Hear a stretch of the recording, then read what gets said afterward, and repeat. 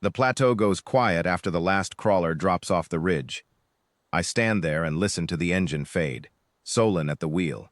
4 hours down to base camp, back at sunrise with the rest of the team. And then there is nothing but wind off the dead mountain and the low hum of the perimeter lights warming up for the night. I have done this watch 11 times since the survey began. Stand in the same spot. Listen to the same wind. Count the same lights coming on. One pole at a time, around the edge of the old plaza. 7 poles, 40 meters apart. The 8th burned out the second week, and I replaced the housing myself, because that is what I do on a dig crew. I am not an archaeologist. I am not a linguist or a materials analyst or any of the credentialed things the university sends up here. I keep the generators running. I haul supply crates up the switchback. I check the lights before dark and check them again at dawn and make sure nobody trips on the survey lines in between. And I dust the crystal. That is the other thing I do. Every morning before the others arrive, the crystal floats above the dais at the plaza's center, has floated there, the team tells me, for 900 years. A pale, faceted stone, roughly spherical, twice the size of a man's skull, hovering at chest height above a carved basalt platform. It does not touch anything. It does not spin. It simply hangs there, suspended in whatever arrangement of forces the builders left behind, and collects dust from the plateau wind. The first morning I was up here, I wiped it down with a cloth. Nobody told me to. It was just sitting in the middle of the workspace, coated in grit, and I am not the kind of man who walks past a dirty thing he could clean in 30 seconds. Dr. Sesson found me doing it and looked like she might object. She did not object. She told me instead about the previous 9 months of study, the instruments brought up, the power draws attempted, the acoustic and thermal and electromagnetic tests, and what the crystal had produced in response to all of them. Nothing. She said it with a flat voice that told me she had stopped expecting anything different. The materials team had classified it as a navigational marker, probably passive, probably defunct. Whatever it was built to do, it had stopped doing it long before the first survey team arrived. It was an artifact. It sat in the catalog between a carved drainage channel and 3 partial wall sections. It was recorded, measured, and left to float. I kept dusting it. I cannot explain that except to say it seemed like the right thing to do. My father tended fence lines on land that had been in our family for 6 generations, on a colony world that barely remembered why those fence lines were there. He checked them anyway, every morning, walking the circuit, tapping each post. He did not explain it to me, and I did not ask. Some things you inherit without a name for them. The crystal is warm when the cloth touches it. I noticed that the first morning and said nothing about it to anyone. Warm the way a stone gets when it has been in the sun, except there is no sun at dawn on this side of the mountain. I told myself it was residual heat from the interior. The plateau sits on a shallow thermal bed, according to the geology survey. I kept the explanation and said nothing. Tonight the wind drops around the 3rd hour of watch. I notice it because the generator sound changes when the wind drops. The note rises slightly without the interference, and I look up from the crate I am organizing near the South Pole, and the plaza is very still, and the crystal is lower. I walk toward it. I have no reason to walk toward it. There is nothing useful I can do there. I walk toward it the way you walk toward a sound you cannot quite place. Not fast, not slowly, just steadily. The way you approach something you want to understand before it decides anything about you. It is lower than I have ever seen it. Usually it sits at my chest height. Now it is at my waist, and still descending, not falling.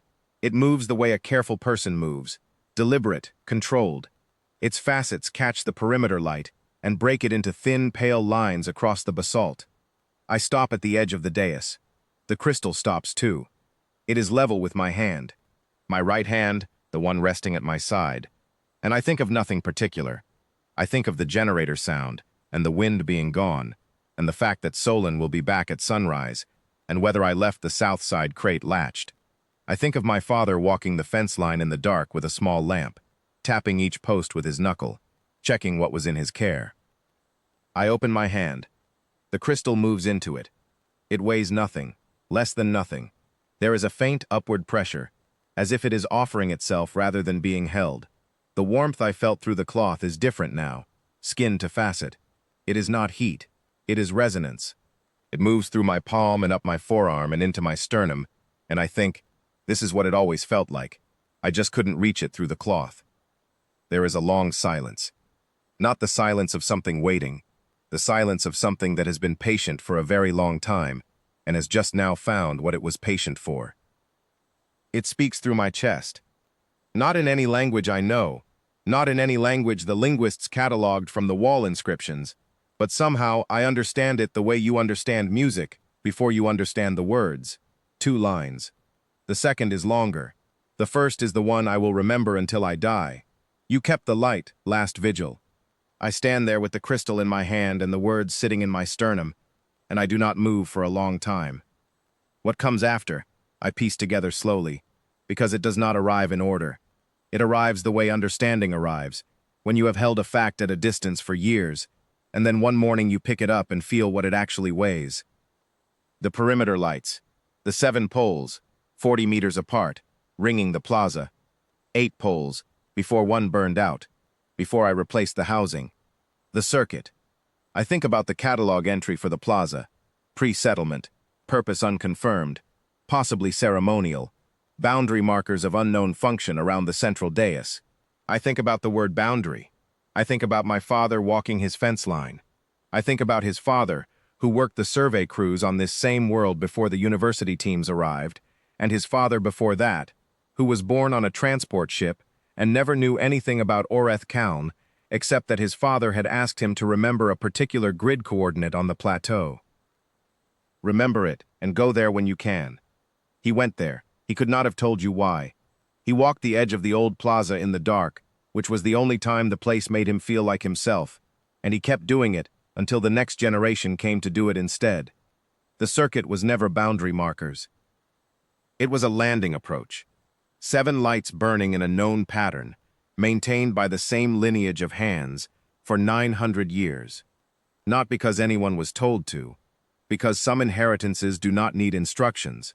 They only need someone stubborn enough to check what is in their care. I hear it before I see it. A sound from above the mountain, not like a ship engine, not like anything I have a word for.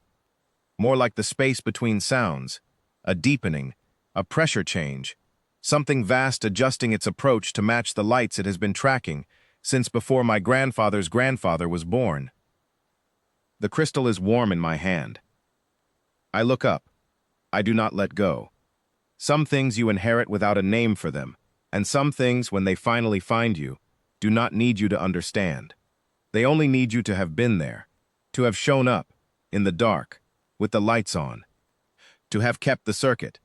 I kept the circuit.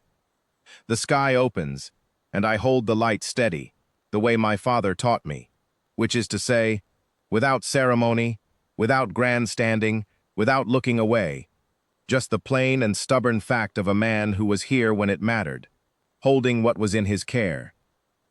The first thing it said, after 9 silent centuries, was my name. Not the name on the crew manifest, not Davin Orr, maintenance hand, dig support, grade 2. The other one. The one I have been earning, one night watch at a time, without knowing it. Last vigil.